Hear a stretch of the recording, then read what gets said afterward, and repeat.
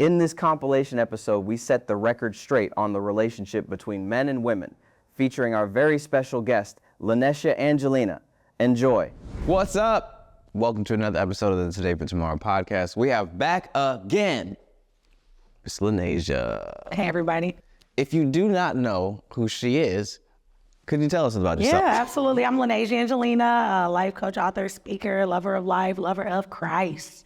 And I am the leader of Transformations Coaching Agency, where we help entrepreneurs and ambitious professionals to transform their lives from the inside out. I am also the founder of the Black Woman Transform Movement.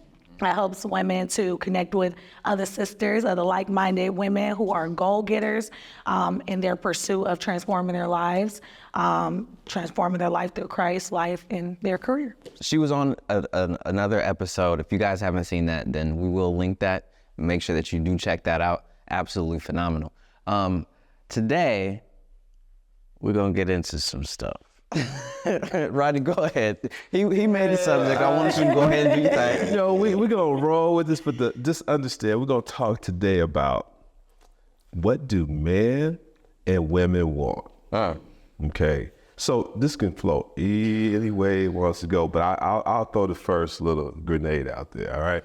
So as a man, you know, men and women see things differently. So now we're not trying to pick on the neighbors. So don't y'all be hitting us up like, man, y'all didn't give her a chance to talk and all that kind of shit. She, you know, I'ma hold it down. I know. Down. She, trust me, she can handle herself. But yeah. So what do men and women want? And I think when we talk about life in general, it could be relationship, it could be career, it could be that, any number of different things. Church, but let's start with life. Okay, let's start with life. Okay. So I'm gonna just say, as a man growing up, as a boy growing up, I was like shown like, hey, man, you want, you know, the house, you want the car, you want the spouse or mate or whatever. You wanted all these different things, and what made you a man was like what you had. Yeah. Okay, and what type of job you had.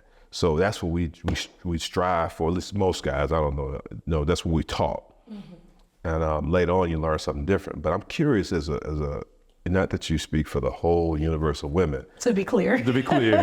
What was the mindset for women?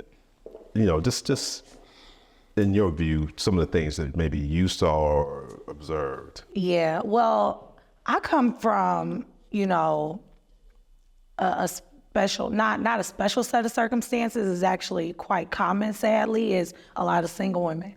You know, so a lot of the women wanted those careers. You know, they were striving to provide because the men weren't in position to do that. Don't be scared to say that. Don't be scared to say that. They weren't in position. They weren't stepping up. So the women, you know, from my view as a young lady, it was, okay, get the career, get the money, get the car, get the house. You know, that's what I was around. But as I grew older and started to connect with more women, you know, having more intimate relationships with women, I recognized that there was so much more that we wanted. But I never got to see that from my mother because she was working, you know, doubles sometimes. I didn't get to see her vulnerable side where she was able to say, I want to be loved on and hugged and cared for deeply and taken care of and taken out and, you know, all these things. So, you know, in my life, I feel like I get to have a good balance where I can go after the career, because I do still want that. You know, I know I've been called and I have a great purpose where I want to fulfill my purpose. But another thing that I know that women want is safety. We want security. We want to feel honored and respected and loved and cared for.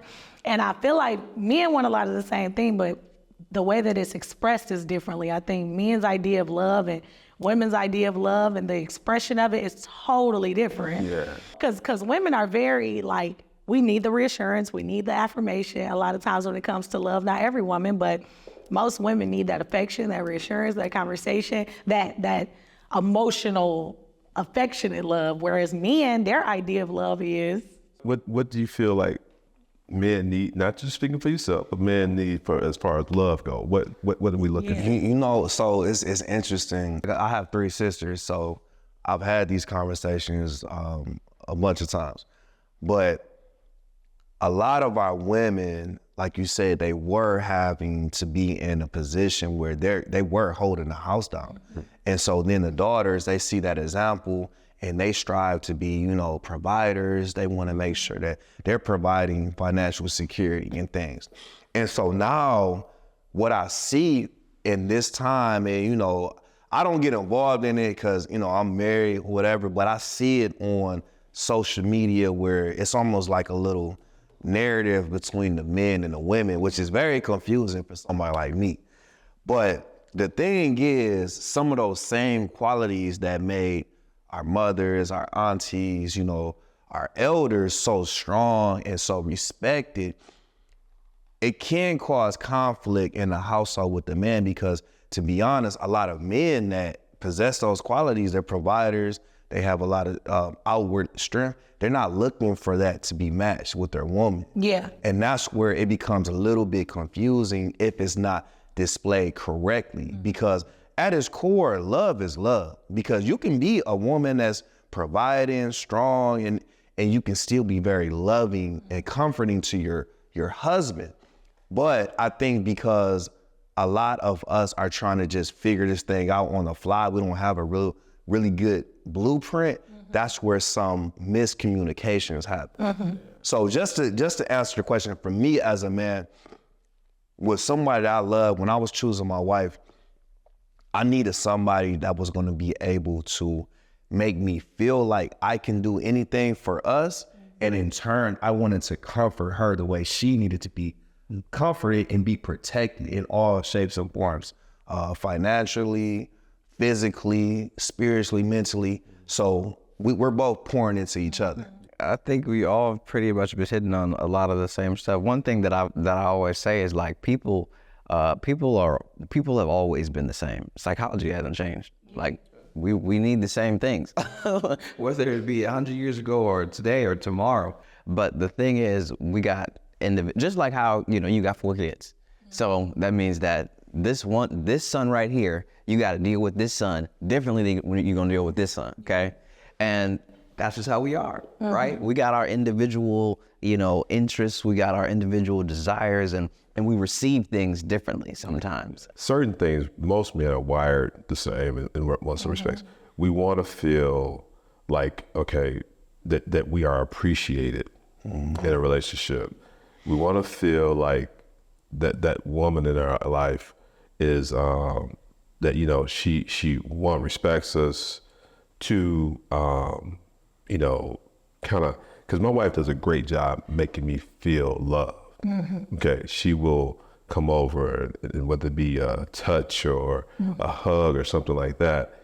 So, and most men are not, we're not instinctively affectionate. Really? No, I've never experienced that. So, we communicate. So listen to you that. So in most cases, and I'm probably speaking myself a lot here, is that we do. Okay, so while we out hunting and gathering, we showing our love by hunting and gathering. So we look to get appreciated for our hunting and gathering. You know what I mean? So it's like you out here grinding, you working 2 jobs and all that. Unfortunately, when you come home and your spouse or your mate is saying, "Hey, I want to spend time with you on the couch. I want us to just hug. I just want us to just be in the same space." And he might be thinking about, "I want to go to sleep. I'm tired. You know. Hey, don't you understand that I've been working all day?" So when you talk about communication, you talk about that, and so understanding each other. So my wife has done a great job of pulling that out of me and knowing, so I know she likes flowers, so I need to get flowers. I gotta be selfless in order to show her love, and then she's doing the same for me because she know when I need my space too. I think that's super important, the selflessness of it all. And it brings me to scripture, you know, love is patient, love is kind, because in your own emotions, sometimes it's like, I don't want to be patient. I don't want to be kind. I want to remember what you did yesterday. Like, you know what I'm saying? I don't want to forget about that. But I think that that's definitely the goalpost. Like, that's what we should be striving for, is getting outside of our own emotions of what love looks like. And this is actually interesting because this is something I talk about with my friends a lot. We do this funny thing called "Give Me Your Crazy," because I am.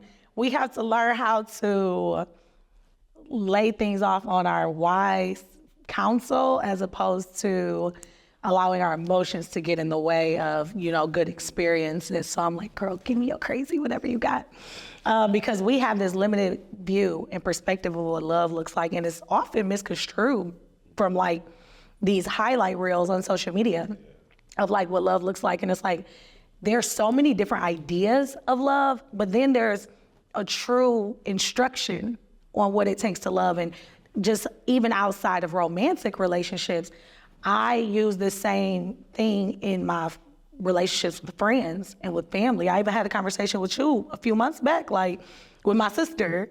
I was like, I want to just like be mad at her, but I was like, I'll be a little more patient because this is what scripture tells me to do. It like convicted me because I wanted to just operate out of my own, like choice of like, no, this is what you did.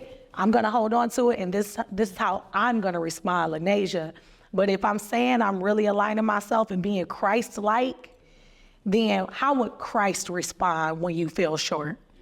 Okay, he would do this. He would be patient. He would be gentle. And I've noticed myself constantly asking, the simple question of what would Jesus do? That's shifted the way that I show up and love people, not just romantically, but also within all relationships, and love myself. I have to be patient with myself. I have to be kind to myself. I have to keep no record of wrong, with myself. And that's also, I was watching a clip of something I had a few months back, and it was like, we say we love ourselves, but your actions are the true test of like whether or not you're really loving yourself. So I think not to take it away from relationships, but to understand like the paramount relationship is the one that you have obviously with God and yourself, because that's going to dictate how you operate and navigate through every other relationship. That's the model. Absolutely. That's the model. Absolutely. Because talking about the word, it tells us, hey, if whoever does not love does not know God, because God is love. Yeah. Absolutely. So that model, and I'm glad you kind of brought that up, because I wanted to make sure we got to that, because sometimes people are like, I don't know how to love. Mm-hmm. Well, a lot of times when we don't know how to love, we don't have a close relationship with God. Absolutely. Yeah. And also, one thing that we have to remember too when we're talking about love and relationships is that it's ever evolving. Yeah. You go through seasons, like it's a real thing. When I met my wife, we were in college, we were kids. Mm-hmm. What we described as love, or the season of love that we were in for our first few years, looks very different than what love looks like now. And I always say, my wife and I, we had these conversations where we were we are a little bit of a victim of our early success. Mm-hmm. It was so easy in the beginning. Me and my wife, we were amazing dance partners, like literally, but also just, we don't step on each other's toes. We never did.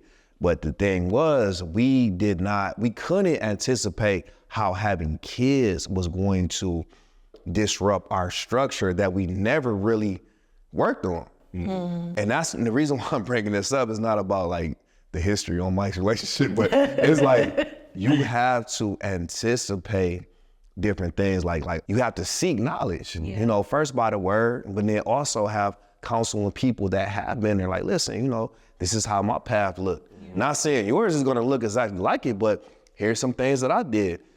Get somebody else. They're going to give you some strategies that work for them or didn't work for them. That's even better. Tell me what didn't work. Because now I don't got to make the same mistakes. So that's the biggest thing I was thinking as we were just talking about love, is just that it's ever evolving. And at each stage, it's going to require different strengths of us. And then also we have to suppress some of the weak emotions that are going to want to come up. Absolutely. Being married 23 years, being with my wife 30 years. Congratulations. Thank you. Yeah. Hey, don't just feel like it's still the first year. But but the thing is that we still have to learn each other. Like, how I understanding what I need. Yeah. And she understanding what she needs. So when we do have that communication, I could say, hey, this is what I need. Because actually, we just, I mean, and this past week, because I was like, there was a lot going on. And she was like, I brought up a man 2.0. So I came in and, because she was, kind of, we got to do this. So she hit me up. And then she sent me a text like, you seem like you irritated with me. I'm sorry. That is such, oh my gosh. I'm sorry. But that message alone is so powerful. That is something that most people, I haven't experienced. Most people will not send that. You seem like you're irritated with me. Like most people just hide and they're like, well, I feel like you're irritated with me. I'm not gonna say nothing. And so because I feel like you're irritated with me, this and this and this is what's happening. And I'm gonna do this because you're obviously irritated. So it went from, I think you might be, to you're completely irritated with me, you hate me, and then now I'm gonna do this because of that assumption. Yeah. That's good. Oh my goodness. Please continue. I'm sorry. You listening? Yeah. Assumptions will, That was, oh my that God. was personal. When she sent it, I saw it.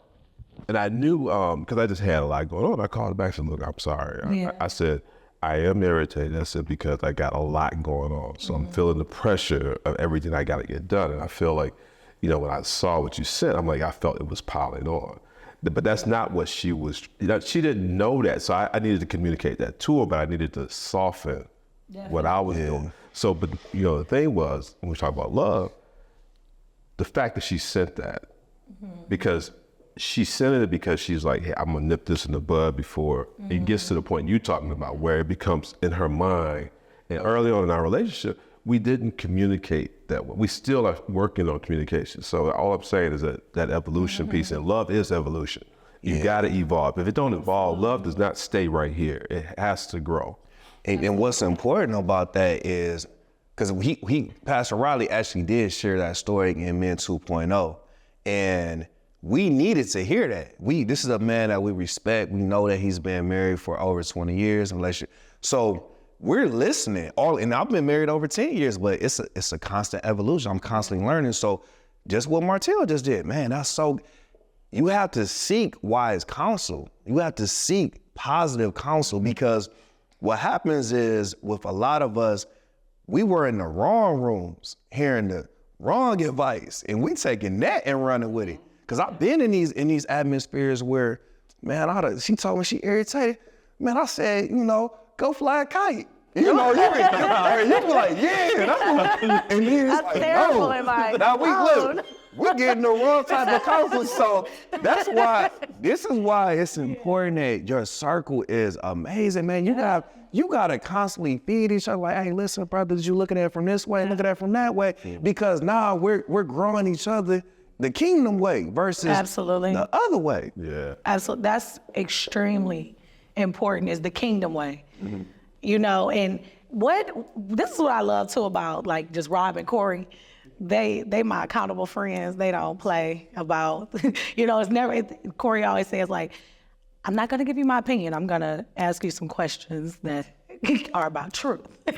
And I love that, because it's not about my experiences. I'm not, talking to you and giving you advice based off my limited perspective. I'm gonna ask you some things that, align with an anchored truth that doesn't change, so that we can move you forward. Because my goal, and that's the most important thing, is like, who you're talking to, do they just want to make you feel good? Are they trying to, are they trying to appease you? Or do they really want to make sure that you leave this conversation as the best version of yourself?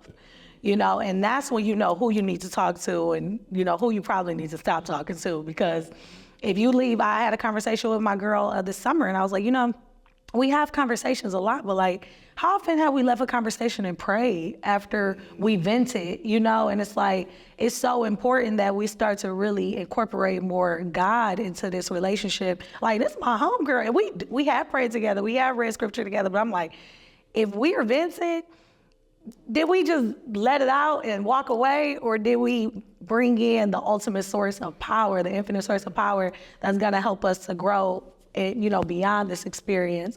That's extremely important, 30 years, 15 years. Like, who better to talk to about marriage, you know what I'm saying, than the people who have the wisdom, the insight, and have obviously been led by God in some capacity, because you're not gonna make it that far by yourself.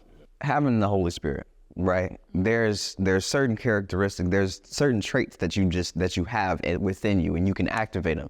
And then when you've been working in it for so long, they are just second nature to you. You don't have to, go back to the book to try to figure out what to do, because it's a part of you now. You just do it. And so when it comes to like communication, that's why I thought that message was so powerful, because instead of me making the assumption and then acting on something that's not real, instead of acting on that, I have to first check in. Now we got facts. When we have facts, let's move from that. And to your point, like, okay, we're gonna go with the truth. We're gonna start here because this is not gonna change. Man, it really, you can do damage, man. You can do some serious damage when someone does something or someone says something, and then you take that, and instead of going back and asking the question, like, what did you mean by that? Right? Or you did this particular thing. Why did you do it that way? Like, what's going on with you? Instead of, I saw you do this, therefore you must be feeling this way. And when you do that, 9 times out of 10, I feel like people go the wrong way because you aren't in my mind. So how do you know? Bringing it back to like men and women, right? Sometimes I feel like I don't even want to have the conversation just because I've already had like 5 this week. Because women are like more emotional. So we have to navigate and bring you in. Like, one thing I didn't do in the past that I do now is I did used to operate in that assumptive, like, you know what? I assume that this is happening. So now I'm upset. So now I'm going to be cold. And now I'm like, Lanasia, just have the conversation. And even though it's probably like 10 this week, they don't have to be long drawn out, but it's worth it, because especially if you have a partner who's open to have the conversation every time. Like Pastor Rodney could have easily been like, when she said, I'm irritated, he could have taken that and been like, you irritated. I'm worth it. You done gave me a lunch. You know what I'm saying? Go fly a kite. But that's why, go fly a kite. 100%. But that's why it's important. Right, we all out here with kites now. Yep. Because, and that's why, like, I want to talk to you all about the emotions of men, because I feel like the difficulty in my past versus now is I didn't get to be my emotional self. And I'm not mismanaging my emotions, but I'm very expressive of my emotions. But having a partner who's open to the expression of my emotions makes it so easy for me to navigate. It turns an emotion and a conversation into something that lasts for 20 minutes, as opposed to something that becomes a conversation that now you're mad because I'm like, dang, you know what I'm saying? Now you mad because I'm just trying to get clarity. You know what I'm saying? So I want to know, like, what advice would you give to men? Because sadly, there have been so many experiences where men are so like out of whack emotionally that they're taking it as an attack, when really, because you could have easily taken I'm irritated as an attack. Yep. But you were so sound in your emotions, even with having everything going on, that instead of seeing that as a personal attack, you saw it as, okay, I wasn't expressing what was going on with me, so let me just communicate. I am, and it's not to say that you can't be irritated. Yeah. You express, I am irritated, but it's not personal towards you. This is what's going on. You're my partner. I'm bringing you in, letting you know I am mad, I am irritated, but not at you. One thing, and I'm going to use myself, and I think it mirrors a lot of men, is that we're taught not to share our emotions.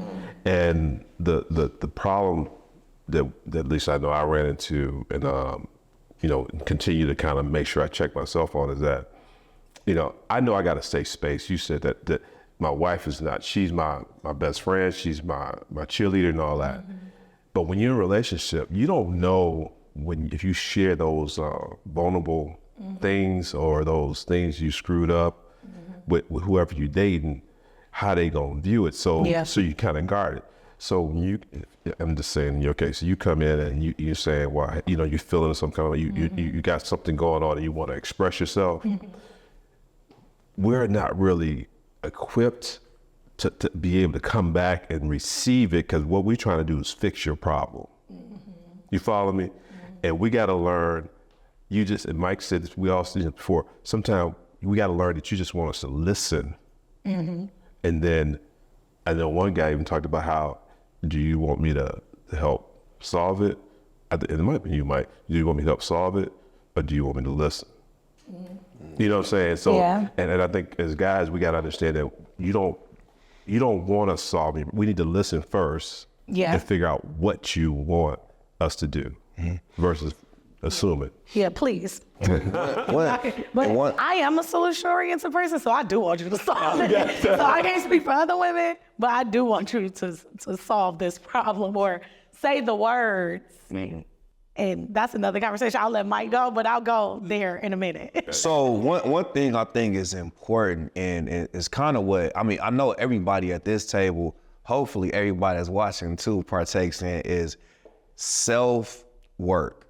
Yeah. You know what I'm saying? Because the thing is, before you have a conversation with somebody else, or you say, hey, you know, I noticed this happened with you, or what you were doing, and you gotta point that finger back at yourself.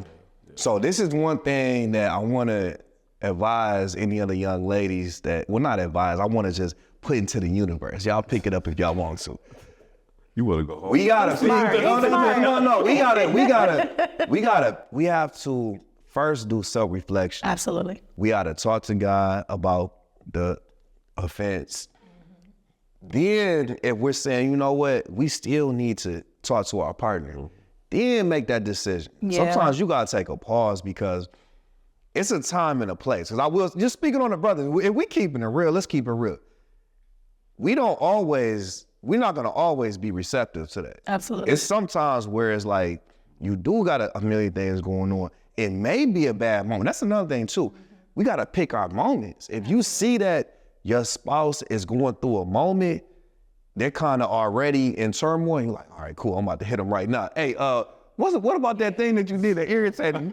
That might not be the greatest time. Yeah, because it's like, well, you know what I'm saying? So that's a grenade versus, I know my person because I've been studying them. They seem at ease spiritually, because you kind of can feel. And it's like, listen, you know, and a lot of times it's not what you say, it's how you say it too. So this is about like bridging the gap that between a lot of our women and our brothers are having right now, where it's one team. One side can't win. Oh, y'all won that argument. She got me that side. No, it's like, listen, man, if y'all not able to win as a team, both of y'all lose. And that's one thing that we gotta constantly remind ourselves that first we gotta look at self, how can we help the team? Then the team, if both of us don't win, the team does not win. We gotta find a solution. That's extremely important, especially that taking a pause, you know, that 20-minute pause will change your life because everything is not urgent. And that's where like the self-work comes in, is because sometimes as women, and I've been guilty of this, a lot of people, somebody was asking me at dinner last night, like, how are you so in control of your emotions? I'm like, practice. It takes a lot of practice. And a lot of women think, because I feel it, it's on. Like, it's on fire because I feel it. And you have to be able to have a strong enough relationship within yourself so you can say, am I feeling this because of a trigger from a past experience? Or is this really even happening? Because I've had conversations like, is this really even happening, or am I just thinking it's happening? And if you give it a day, a lot of times it's not even worth the conversation, you know? And you want to have as little as possible, because there will be a million more. It's almost like when you even when you're having that in the middle of that conversation, like you might be on the phone, or you might face to face with them, and y'all are going, like, having that tough conversation. It's like, even in that, I have learned to continuously, even I could be still talking, but then I'll be thinking about, what am I saying? and why am I saying it, and how do I feel about it, and is this real? Like, am I basing what I'm saying and everything on real things, or am I catching myself in an assumption right now? Yeah. And it's like, have I made any sort of assumption about how they might feel before I say this? Yeah. Have I made any sort of assumption about what might have happened that led to this thing? And then if I am continuously doing this, and if both sides are continuously doing this, then we can actually get somewhere. That's what I've noticed. Because if we don't, if I'm not reflecting on me and I'm only going off of this is how you made me feel and this is what you need to do because of it, Yeah. we always gonna go down the wrong way. Yeah. For men, you hit it. I think we all touched on it, and you gave insight as well too. It is about that self-reflection. You brought up Continuously. it is, and it's I think you said too when you was in your comment. We if it ain't about who gonna win. Oh, Mike said that, yeah, and then but you were talking about how thinking about your words, and that's one thing when I communicate with my wife. I'm trying to feel like where I'm at, and even if I'm upset, I gotta bring my words and my tone. I mean, it's almost like I gotta turn that volume down, intentionally turn it down. Absolutely. It's amazing that we can like separate ourselves from the moment to then reflect on ourselves in the moment. Yeah. And when you can do that, And that's superpower. practice. You have to do it intentionally, like in your daily work of just like, even my morning routine. I start my day managing my emotions because there's a lot of times I wake up and I'm like, I don't want to get up at 3:30. Like, are you a crazy person? Like, are you really doing this today? Like, for what? So when you start to get into the practice of, okay, I'm going to get up, I'm going to make my bed, I'm going to go to the gym. I don't feel like it. As many times you can tell yourself, I don't feel like it, but I'm going to do it anyway. You start to build up that strength in that particular area of managing those emotions. So now when you come to an adverse situation, a real challenge, you're able to manage it because you've been practicing managing your emotions in all these small areas. Even when you say no to a cookie over an apple, and most people never say no to their emotions. The emotions are the decision-making authority throughout their entire day and their entire life. And that's why they quit on everything. They are irate and, end up messing up relationships because they aren't practicing. I want to watch TV right now, but I'm going to read the book. I want to have a cookie, but I'm going to have an apple. Those little things help you to get control of your emotions because we are emotional beings and we make so many emotional decisions. And when you decide that my emotions aren't in control, I am, and start to tell yourself that more and more throughout the day, you'll see that the balance changes and you start to know how to navigate through, high emotionally intense situations. So when you come into like a situation where you are faced with, or you feel like you should ask that question, like you seem upset. One thing that I've kind of done this, I don't even know, I think this has to be the Holy Spirit because I've kind of done it instinctively, but I feel like it's the best way to come across to do a full evaluation before you completely cut something. Definitely. And it first starts with, okay, someone hasn't been performing. Okay, we have these set of tasks that they need to be doing, and it needs to be done by Friday. Okay, and so we've gotten week 1, week 2, they did this, but they didn't complete this, or they did this, they didn't complete this, or the next week they didn't do anything at all. Okay, first, before I just come at them and say, all right, you didn't do this, and this is what's wrong with you, you gotta go. First, I need to evaluate, okay, did I give them the tools that they needed to actually complete this? And first check that. Okay, so, and if I gave them the tools, did I give them also how to use the tools? Like, have I checked to see if they actually know how to use the stuff that I gave them? Okay, if I can check that box off. And then, now, let's get to the conversation. Okay, so, now these things are happening. Before I come and tell you you're fired, I first need to figure out, okay, so, we made sure that we gave you this. We also walked through all of these different processes, and it seemed like you were figuring it out, and you seemed like you had it all together. What would you say is the reason why this wasn't completed? Is there something that you need from me so that to make sure that you can do this? And then we evaluate what that answer is. If the answer is, oh, I just didn't feel like it, then we know what to do after that. Because the thing is, it's like I've already checked the bases within myself. I made sure that I brought everything that I could to the table. And I also checked in with you to make sure that you had what you needed so that we can do what we needed to do. And so after that point in time, now all of this is already figured out. I know it's on you now.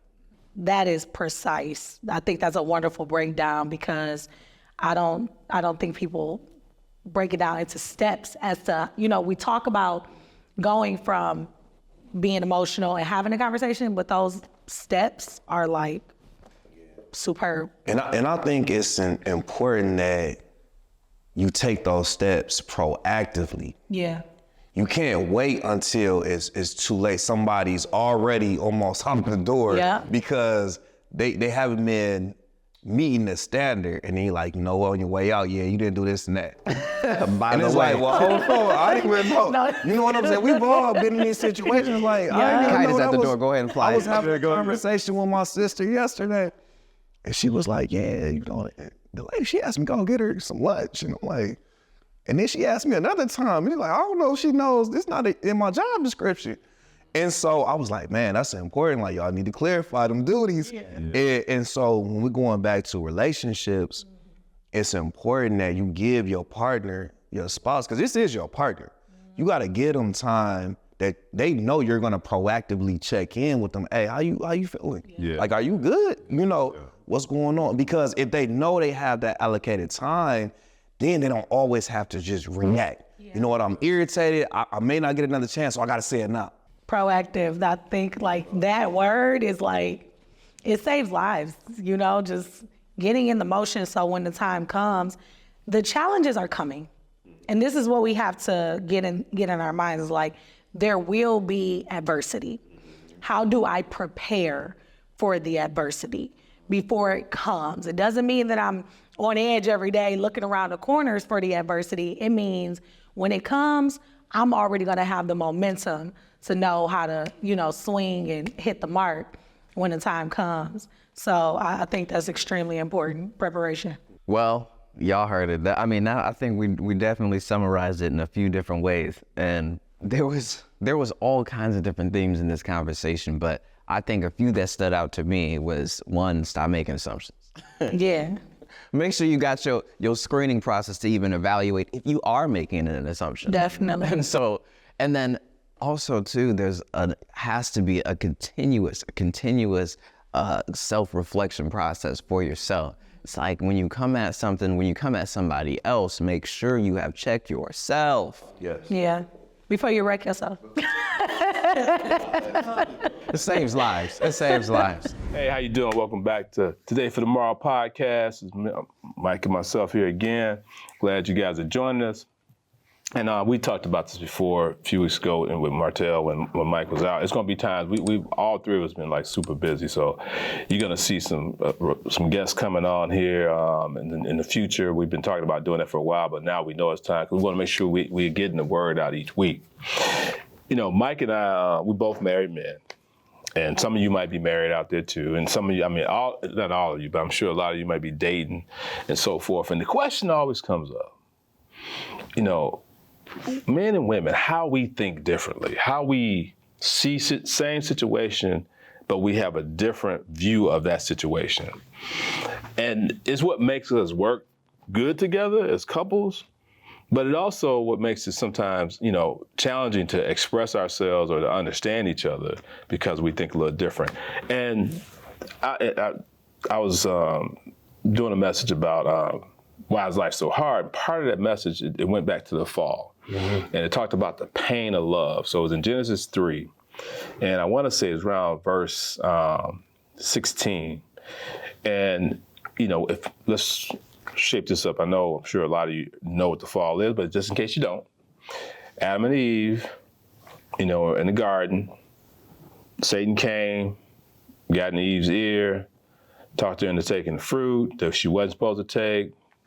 Adam was right there, didn't step up and lead like he was supposed to. And Eve offered the fruit to him. He ate it, which he knew he wasn't supposed to. And then boom, sin comes into the world. God comes back and says, hey, because you sinned, hey, some things gonna change. And he talked about, hey, he's gonna make childbearing for the woman to be painful, and there's gonna be enmity between the man and the woman from that point forward. And he cursed the ground, so now Adam had to work the ground to get his food from, and he had to labor and work to do that, and thus, this is where we are, and that sin came into the world. So he said, Rodney, what they got to do with men and women thinking different? That enmity piece, that enmity piece means that women will work to usurp the man's leadership, meaning that she will work to control the man's mind in a sense to do what she wants, and then the men will actually work to try to control the woman. So there's this strife that goes on in that. And that's what we want to talk about today a little bit. And I hope I didn't lose you. Mike, I'm gonna stop there. I think you read this verse too.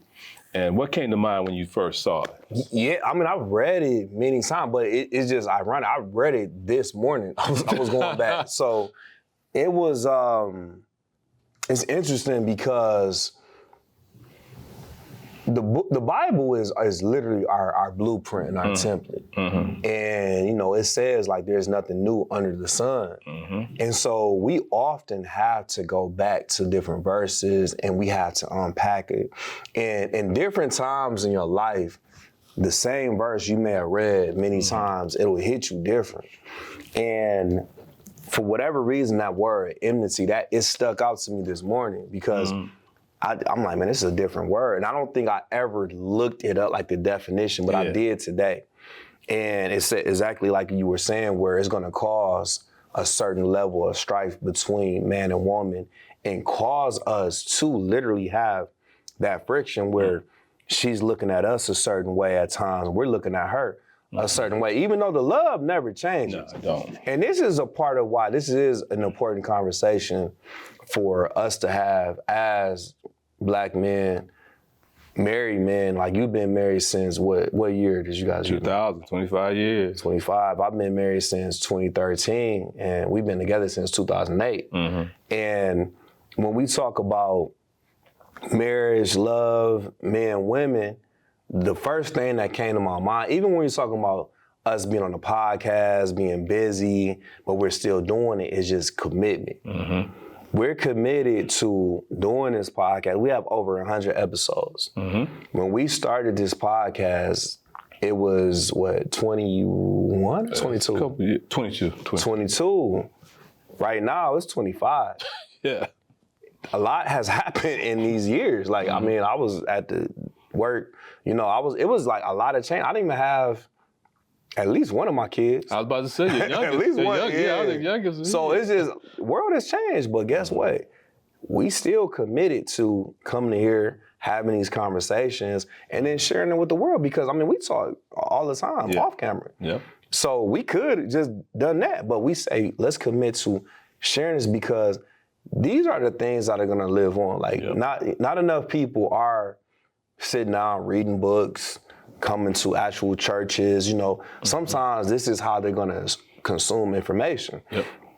So going back to what I was saying about being committed, just, you know, married, it's not gonna always be peaches and cream. No, it's not. And I think the thought of it is often romanticized to the point where it should feel like that, you know, and we usually call it like the honeymoon phase. Yeah. Sometimes it's 5 years, sometimes it's 2 weeks. You know what I'm saying? I've heard all different types of scenarios, and what's important about Genesis in this verse specifically is that when you see what the exact plan was and you see what events transpired, and then you start to understand why things are the way they are.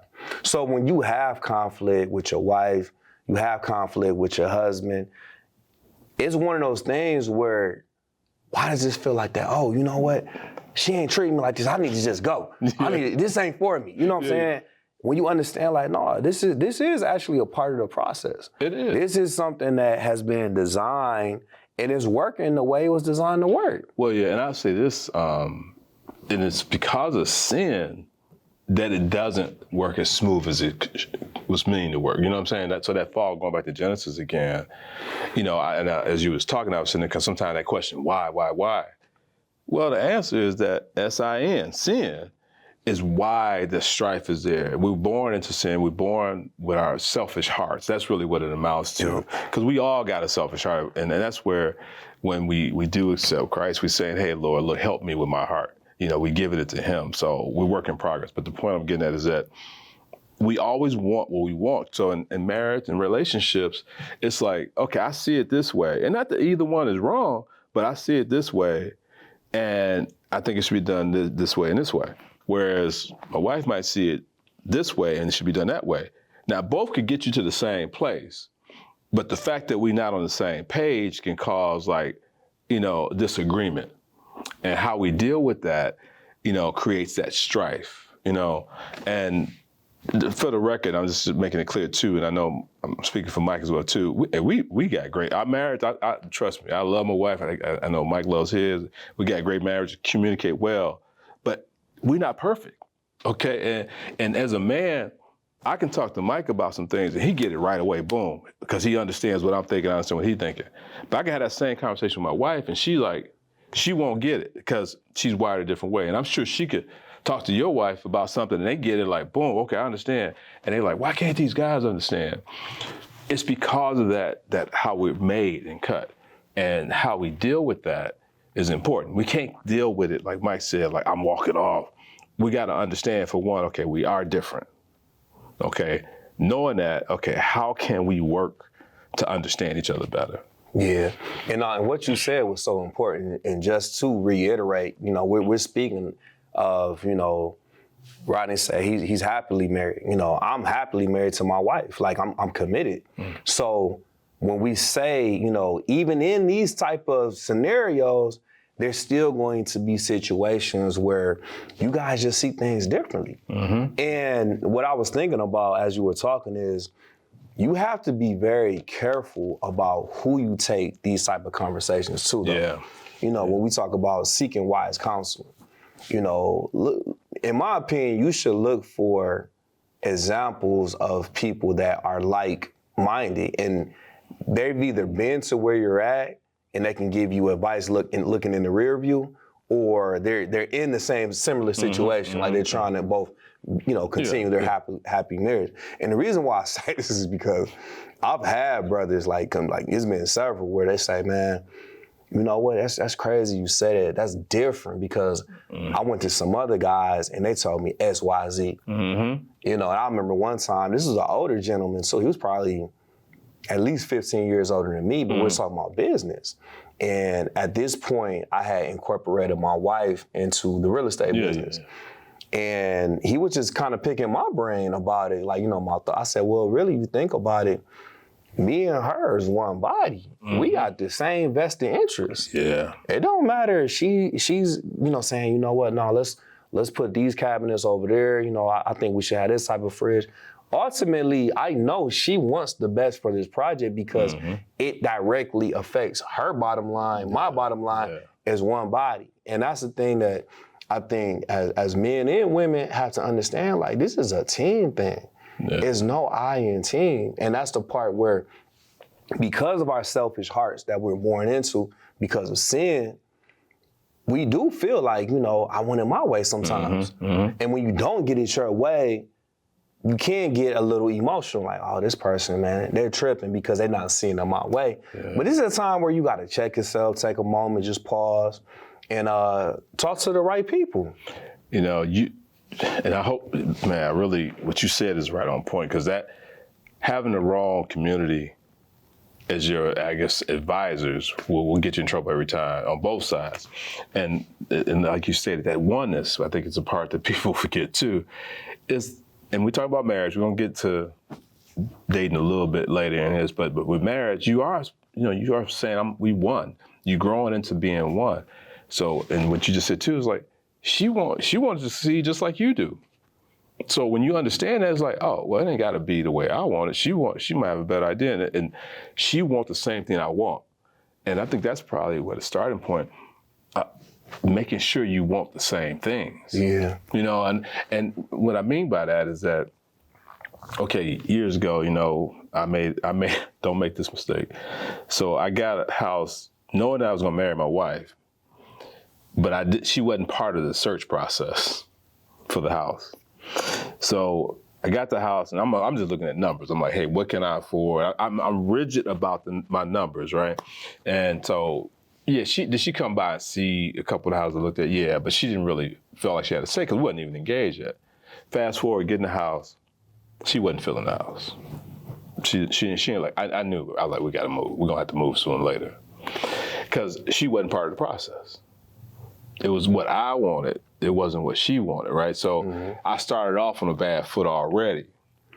And I say that to say that if you dating somebody that you feel you're serious about, especially if you're in a marriage, you know, those big decisions, and small ones too, you gotta work together and kind of bring each other into those decisions. And that's on both sides. You know, and talk about it because, you know, that woman in your life might give you a different perspective that you might need to hear, and that man, if you're a woman, in your life might give you a perspective you need to hear, and that's where, I won't call it strife, that difference comes in and can become a superpower too. Right, no, that's 100%. And so speaking to the dating folks, like, you know, I have 3 sisters, I have other people we counsel, you know, the brothers. When you're looking for someone that you want to consider, you know, marriage with, biggest thing that I will offer is just really watch and observe who they truly are at their core. Because on the surface, it's certain things that you can tweak and you can coach them up on, but people are who they are. And, you know, when we were talking about commitment, you know, earlier, just in marriage, podcasting, whatever we're talking about, it goes through like variations. Marriage specifically, you know, every 5 years, every 10 years, each of you are evolving individually. So your marriage today is not the same marriage that it was 10 years ago. And this is the part that I think most people, they just can't accurately consider those variations because, to be fair, we don't know what we don't know. You can't look in the future and say what it's gonna be. So I get it, trust me. Like it's some things that I've had to adapt to that I didn't realize. My wife's had to adapt that to, I'm sure she didn't realize. And this is a part of it. And this is when we say, like, the commitment, whenever you're committed to anything, is what we're really talking about. Are you disciplined enough to endure what the ups and downs that come with it? No, you're right. I love what you're saying there, because that commitment is key, you know. And if you're not committed, you don't need to get in it. You don't. I mean, just being real. And I think that's part of the challenge. And then the other part you said too, that growing piece, like, you know, 5 years ago, you wasn't the person you are now. We weren't, because we individually grow. We're different people. And in a marriage, the marriages at work are the ones that grow together. You know, as I grow and my wife grow, we're growing together. I'm seeing her, you know, we talk and I understand, oh, she's not who she was before. She understands I'm not who I was before. We helping each other grow. And I said, in perfect examples, COVID, when it hit, you know, you heard stories because people were at work all day, so they didn't see each other that much at home. COVID hit, people working from home, you had divorces that was popping up all over the place because people couldn't be in the same house together for that amount of time because guess what? They grew apart. Even though they married, they became different people. And then when they had forced to be in the same room with that person more than 3 or 4 hours a day, they realized that, man, that ain't who I thought it was or who it was, and so forth. You know what I'm saying? So it's key to the point, I'm glad you made it, that you do grow together, that you understand that it's gonna change. Yeah, no, COVID provided a universal stress test. It did. You know, it did. Where, you know, like in real estate or just business period, we you know, a stress test is basically where you go down different what if scenarios, and you say, okay, what if this happens? We change these variables. How does this shake out? How does this scenario look? And we basically see if we have 5 potential scenarios, all of them land a little bit different way. Can we withstand, or do we land within our criteria to still make this deal make sense?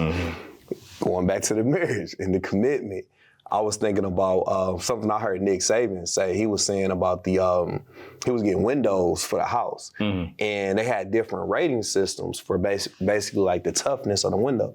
And he's like, well, how do you measure, this window's $10,000 versus this window's $100? Like, what makes a difference? And he was basically saying the difference is how much pressure, wind pressure, this particular window can withstand. Yeah. Yeah. And it made me think about, because then we were correlating it back to football, Nick Saban was. But really, it's just life. Like, how much can whatever your thing is, whether it's marriage, real estate, business, how much can it withstand?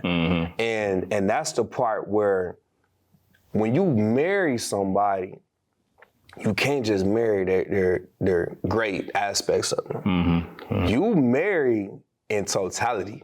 Yeah. So you, for sickness or health, for better or for worse. These are literally most people's vows, because what it's trying to do is it's trying to prepare you for not if some things come, but when some of these things come, because they're going to arise. If you're in something long enough, you're going to have to endure.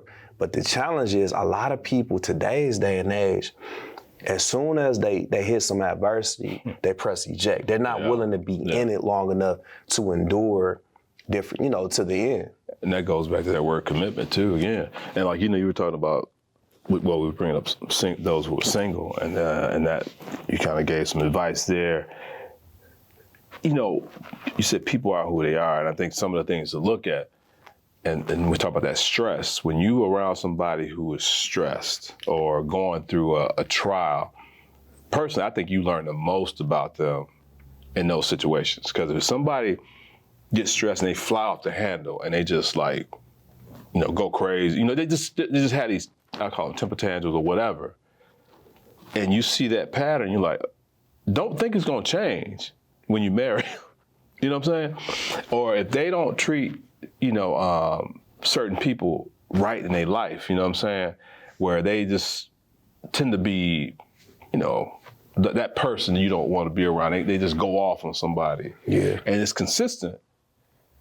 Just because you marry them don't mean they're going to change. So, and the same thing goes with the other side. If you see somebody who got a big heart, that's who they are. You got to look at those signs, I guess is what I'm getting, and know what you're getting into. And know that, when we talk about men and women are different, that's devoid of that. That's really like looking at the personality of the person, understanding who they really are, and really do a good assessment. And then that whole thing about hitting eject, you got to have commitment. If you're going to do it, be committed to it. Don't make it disposable, I guess is what I'm getting at. Yeah, I remember when I was young, I think this was pre-marriage, I may have been thinking about getting engaged. But a pastor said something that I always thought about, and I still think about every now and again, but they say the challenge with most men and women, because we're wired differently and our mind is different, most men, when they propose to that woman, they envision her always being that way. Yes. She's gonna look the same, she's gonna act the same. This is who I want, always. On the flip side, most women, they see the most potential in their man that they love. They like, hey, I see him. If he can finish that school, he gonna make a job, and he could make this, and he could be so great. So they're marrying on potential based on what they think he can get to. This is the reality. It's actually the opposite tends to happen more times than not, right? Yeah. Women, people, not just women, but women are gonna change, they're gonna evolve, they're gonna look different, they're gonna act different at times. Their core is still the same, but in life, they're gonna be a little different because they're growing and maturing. On the flip side, some of these men, they don't reach that potential that they may have wowed you with, or the talking about these big dreams that never came to fruition. And both parties end up being very heartbroken and disappointed. And usually what happens is most people they don't want to sit in that moment because it feels like it's going to be forever. Yeah. And they're like, I don't want to be heartbroken. I don't want to be disappointed. Instead of saying, you know what? We are where we are. How do we work together to get from here to there? But no pointing the finger. One body, one mind. Let's go. Yeah, and I totally agree with that. Because I say that, but I say it in a different way sometimes in the past that you're talking about. But that whole man, wanting that woman to freeze in that state, and women, I think you use the word potential, but I used to always say that a woman see how she, somebody that she can mold into who she wants them to be sometime as well. But the key thing that knocks that down, man, you gotta first like the person you with, and there needs to be real love. When the love is real, you're not loving the outside, you loving what's on the inside, right? And the more that oneness kind of creates, where you like, hey, you looking out for each other's best interests, it's like, so when you do bring up something, it's about, hey, because I care about you. I care about your health, so I want you to go to the doctor, Yeah. So like Sherry stay on me all the time, like, hey, you make your appointment, you do this, that, and it ain't because she's nagging, it's because I want you to be around here for a while. Yeah. So, and that's once again where, as men, we tend to not take care of certain things, as far as going to the doctor and all that. We feel like we can power through certain things and all that. Whereas women understand, okay, it's a little bit more, look, no, you need to go to the doctor. You need to see about it. So you can't knock every wall down with a hammer. You need to go get help. And that's where those differences come into play to help out too. And I'm gonna say this one thing, I'm gonna shut up for a minute. I always say this, and this is advice for you guys, and ladies, you should pick this up too. One thing I learned is that most women, not all, if they see something, they want it now. If you make a commitment or you say you're gonna do something, they expect it like now. Most men, we're planners, meaning that if we say we're gonna do something, we're figuring out a plan to do it and get there. Now, it might take time to get there. It might be blocks to get there, but explaining that to that person in your life, that woman in your life, they don't get those steps sometimes. They just like, we should be there now, versus you saying, hey, I need to take time to get there. And that can create tension sometimes, because getting there, there's no patience, or, and then it's frustration to come in because you don't see the patience there, the person don't see the work there. Yeah, no, that's real. And one thing that, I try to live out, I try to communicate with my wife, but also the brothers like in Men 2.0, for example. We both have to be progressing. We both have to be studying the playbook. Because if you have one side, and back in the day, we used to hear about this all the time, like the women always want to go to church. They either try to drag their husband in there or he'll just not go. Like, a lot of us, our fathers was like, I'm not going. Like, the kids go, mom goes, and that's that. But that creates a division. But see, this is you tell me what you've been seeing, but ironically, I've been seeing a lot of brothers like really doing a lot of work. And I can't say necessarily they're going to church. Well, I think they're going to church more than historically, but just like when we go look at around the Men 2.0, we see brothers like literally committed for years. We've been doing this for years now, and they're asking a lot of questions. Brothers be hitting me up, texting me like, hey man, and it's like, they're really trying to better themselves. And that's what I tell women, like, it's interesting, the internet, you listen to the internet, they be, the women, ain't no good men out here. And I'm like, I see a lot of brothers out here trying to better themselves. Well, I agree with you, but it's the community though. And what I mean by that is that there's other man groups out there too, and they doing it. Brothers we're searching for the right community. We're searching for that iron sharpened iron. We don't. In some cases, before I even found it, I didn't know I needed it. You know what I'm saying? And once I found it, I was like, man, I need this, you know? So I think once people get plugged in, they realize, you know, I need this, you know, and I think that's why we're seeing more, because because more, what you invited, probably 75% of the brothers who's become the Man 2.0, and then they started inviting other brothers. You know, so it's this like perpetual thing that happens. And so the need is there, I guess is the point I'm getting at. The need is there, but a lot of times people don't realize what they need. And once they get it, they're like, okay, I need to continue to go. Well, this is relatively new too, though. This is what I always say, like, you know, this generation is, I think, in my opinion, the first generation of men that's literally like, no, we're gonna be intentional about making our community and keeping our community fed. Like, it's not just, because you can't just start it and just think, all right, cool, we met 2 times, we should be good. It doesn't work like that. It takes, like, it's like tilling the soil. You gotta constantly, you know, you gotta water it, you gotta nurture it, you gotta till the soil, you know, and that's what we've seen with like a Men 2.0 or the mentorship. You know, you see these brothers that they plugged into the ecosystem that was created, and you start finding out, like, man, brothers been needing it. And they're like, man, this is so fulfilling. And you're like, wow, this is interesting, because a lot of this stuff just wasn't there before. It wasn't there before, and the point you made, I know we get to the point where we're gonna close out here in a minute. And I applaud the generations behind me, you know, like yourself, Martell, because your generation, I think, is the first generation to say, you know, I do need some help. Whereas my generation and the one earlier than me, we kept that facade up. Like, you know, we you know, even though we were torn up on the inside, we kept the outside, like, you know, wall up. Like, nah, we're gonna power through this, you know. So that's one thing that's changed as well. Yeah, but this is the thing that I always remind people: the data is out now.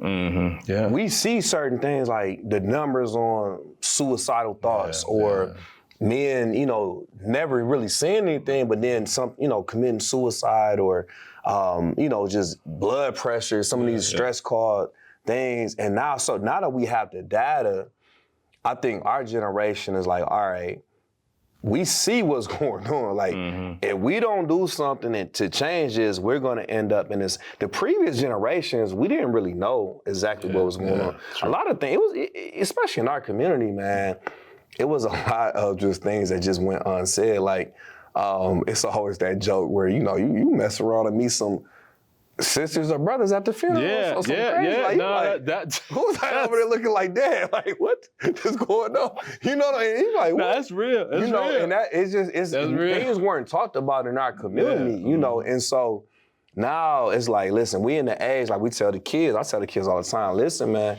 this is the age with all this technology, you better be straight up. Because some of the things that previous generations, some of the mistakes that we made and was able to kind of like bounce back from because it wasn't caught on camera and all of that. It's not a bad, I was just having this conversation with my wife. Like, I have 4 sons. And we were talking about the ages of them, like when they're gonna graduate high school, of when they're gonna end up being in college. And we were kind of looking at all scenarios because some of them have late birthdays, some of them have early birthdays. And I just told her straight up. She's like, well, do you think you were mature enough? I said, listen, another year could have did me well. Probably just another year under my parents' household for sure. Because college was fun, but it was a lot going on. And I'll say this, I said, but see, some of the things that we were able to, you know, I guess get away with and learn from just amongst us, they're not gonna have that privilege. No. If you get caught doing certain things, that camera is and that's why I'm like, you know what? We got to try to control our controllables as much as possible. We have to consider all things because this is the reality that we live. We got to deal with the reality that we're in. No, it's facts. And look, I know we at that point we were talking about the men and women, but listen, everything that was said, go back and rewind some of this too as well, because man, it's a lot of stuff in here I think we forget about or don't think about. that need to, especially the last point you made, because man, angry posts, all that stuff, it's there forever. It's there forever. Yeah, and we talk about men and women, the difference in how women deal with stuff. You can look at the post and tell how women deal with things different than men do, and how they articulate their frustrations, and how we do too. The key is that we got to figure out how to work together. We got to get past the selfish desires, the selfish heart. So my ending point, I'm gonna let Mike chime in with what he think as well too.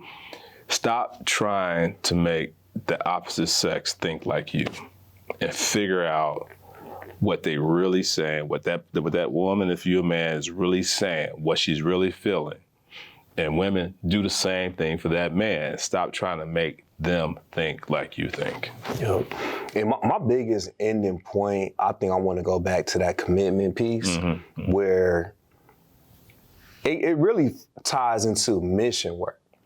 Once you really do the work and God reveals your life mission, you'll understand why, certain things have to happen. You'll be willing to endure certain things because you know what the ultimate goal is, whether that's, be at a certain level business-wise, have a long-term marriage, raising kids, just whatever you want to do, it all is going to flow from that mission. And once that's clarified, you'll be able to endure some of the challenges. Like we said, you'll be able to develop a level of resiliency so that you can just, man, you know what, even though this is ebbing and flowing, I'm going forward because I know what the ultimate mission is that God put on my heart, and that's what I'm going towards. Yeah, real. That's real. Hey, with that, Mike, I think we can close out today. Great discussion, man. Yeah, it was a good one. Yeah, and sooner or later, all three of us are gonna get in the saddle again, but based on our schedules, that might be a while. It's the season. It is. Hey, tell us about Block, man. So Block Detroit, building legacy, cultivating knowledge, is something that a business partner and myself, we created based off the real things we were doing, in real estate, but also community work. Just we literally want to build each other up. We want to circulate knowledge. And we had a lot of people that wanted to support. So we said, hey, let's start giving them something to support. So go visit blockdetroit.com. That's BLCK Detroit.com, and come check out some of the merch. I usually have the shirts on, but today I got a Rocky inspired thing because it was on my heart. And you'll be able to see the other episode we talk about There Is No Tomorrow. So make sure to go back and check that episode also. And man, one thing I will say about Block, it's not about the brand, it's about the message. And you identify with it. That's what got me. And just if you believe in what it's saying and you know that it means something to you, that's why you're wearing it. All right, with that, hey, I also want to invite you to Man 2.0, second Saturday every month. We meet at 10 a.m. at 28202 Franklin Road in Southfield, Michigan. So if you're in the Detroit metro area, matter of fact, we got a brother that even fly in out of towns periodically to make sure he makes the meeting. So, come on out, check us out. Trust me, brother, if you come, you will find community. You will find what you've been looking for. So that's the brother's second Saturday of the month. And let me shout out the ladies. There's Lift, Living in Freedom and Truth. The ladies meet the first Saturday every month, 10 a.m., same location, building their community as well too. So come on out, see what's up, and start building. With that, peace. Peace.